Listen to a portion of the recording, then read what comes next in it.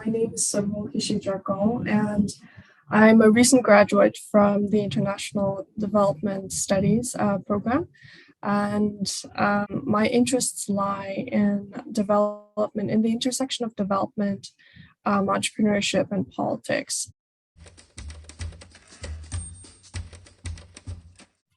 What you will read through my paper is an account of a very big development campaign that went on in the 1960s, early 70s, up until 1990s, the Structural Adjustment Program, and more specifically in Latin America.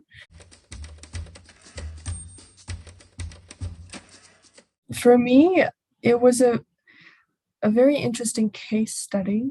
The case is about water war in Cochabamba, Bolivia, and it was one of the first cases where a small group of people won a battle, a court case against a multinational corporation in an era where that was unheard of. It was interesting to understand, local grassroots movements actually have significance and have precedence of success in a way that is beneficial for them.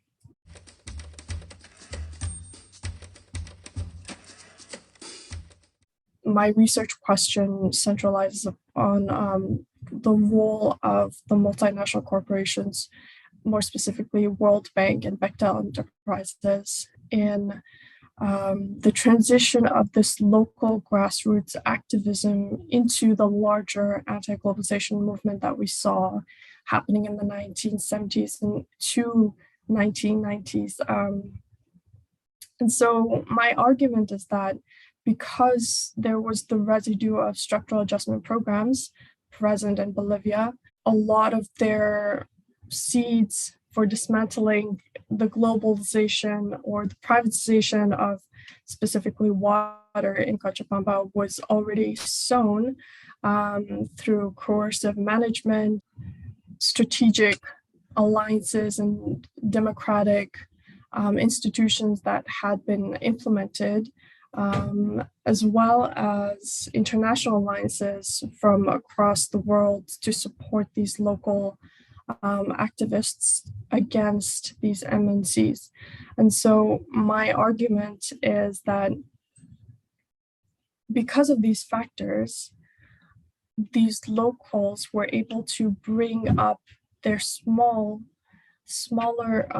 case of battle against water privatization in Cochabamba into this grand movement of anti-globalization, and therefore be able to win against quite large multinational corporations such as the World Bank and Bechtel enterprises. I would like to thank my professor, Dr. Leva Ruhani. She has been instrumental in teaching me about social movements, human rights, and in a time, during the pandemic when George Floyd and Black Lives Matter and Indigenous Lives Matter movements were so prolific. This was an amazing course to take, and learning from such an amazing intellectual like Dr. Ruhani was a big treat for me. So I'd like to thank her as well as the audience here. I would like to thank you for reading, and I hope you enjoy.